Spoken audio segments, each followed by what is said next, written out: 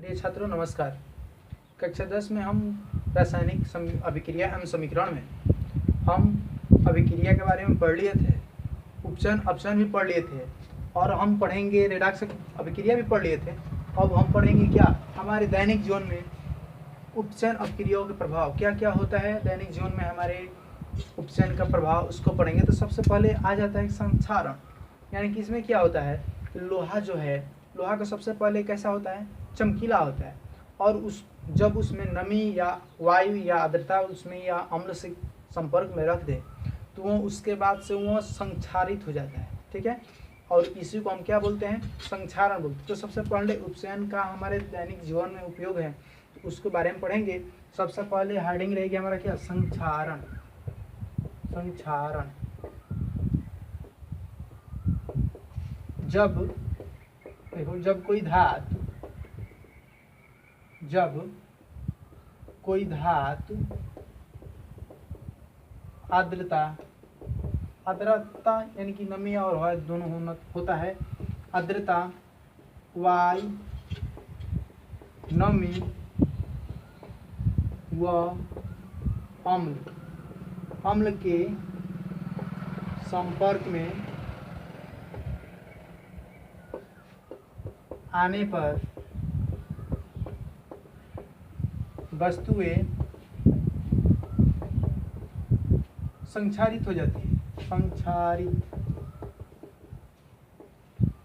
हो जाती है। और इसी को हम क्या बोलते हैं, संक्षारण बोलते हैं। यानी कि जब कोई भी धातु हो, आर्द्रता वायु नमी या अम्ल से उसका संपर्क जुड़ जाता है, यानी कि उससे उसका संपर्क में आ जाए तो उसमें संक्षारित हो जाती है।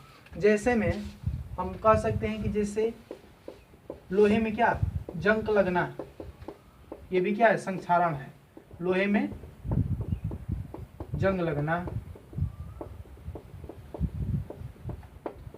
या चांदी में काली परत, चांदी जो होती है उसमें अम्ल से संपर्क में ले आते हैं, या वायु आर्द्रता या नमी वायु से यदि उसका संपर्क जुड़ जाता है तो चांदी कुछ दिनों के बाद काली दिखाई पड़ने लगती है।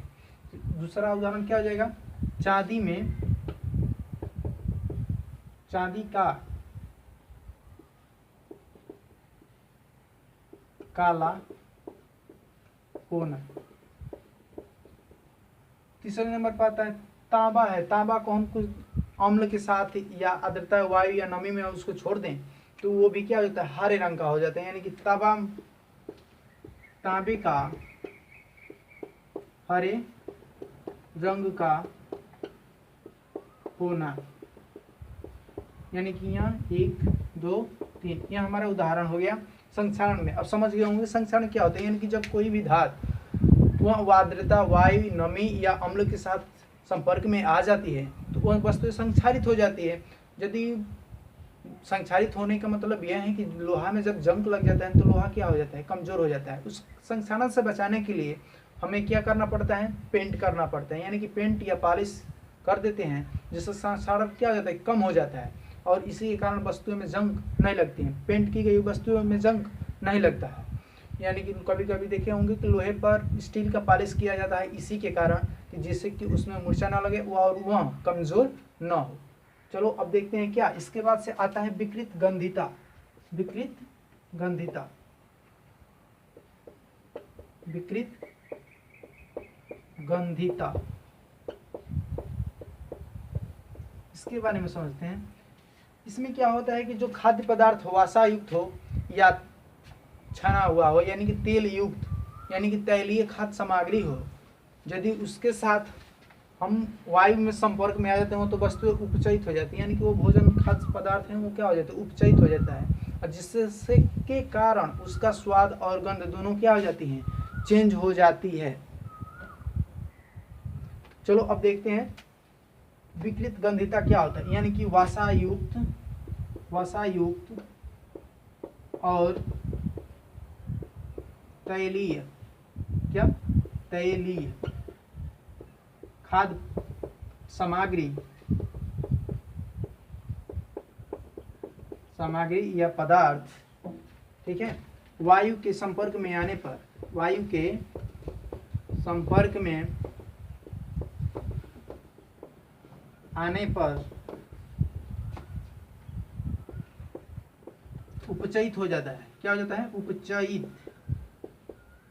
उपचयित हो जाती है, जिससे उनका क्या, जिससे उनका गंध व स्वाद दोनों क्या हो जाते हैं?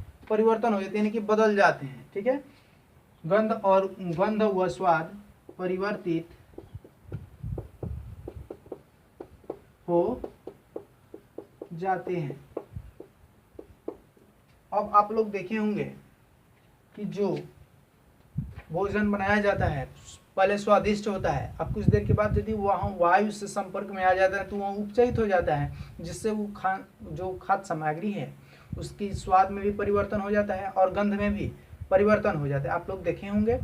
इसी के कारण हम फ्रिज में क्या करते हैं, उसको रखते हैं। जब इसको बचाने के लिए, विकृत गंधिता से बचाने के लिए हम ठंडे उसको कर दें भोजन को, यानी कि फ्रिज में रखते हैं। इसी के कारण, जिससे के कारण वो वायु के संपर्क में थोड़ा सा कम हो और उसके साथ वायु से क्या करे, उपचयित, संपर्क में आने पर उपचयित हो जाता है।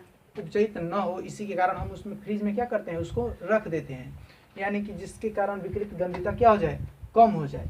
या हम लोग देखे होंगे चिप्स का पैकेट होता है ना, चिप्स, इसको हम जो चिप्स देखे होंगे उसमें एक गैस भरी होती है, किस लिए, यानी कि वो भी पहले स्वादिष्ट लगता है।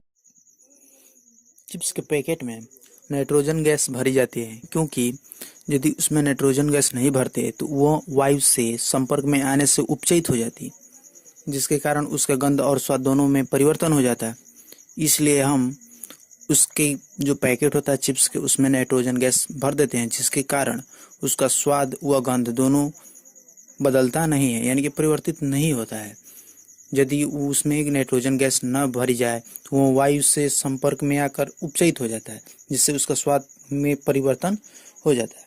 तो यह वीडियो इस चैप्टर की अंतिम वीडियो है। यदि आप लोगों ने पहली वीडियो नहीं देखी है तो पहले से लेकर और इस वीडियो तक आप लोग देख लीजिएगा और नोट्स बना लीजिएगा। चलिए, आज के लिए इतना ही। धन्यवाद। और चैनल को सब्सक्राइब नहीं किए हैं तो आप चैनल को सब्सक्राइब कर सकते हैं। Thanks, best of luck.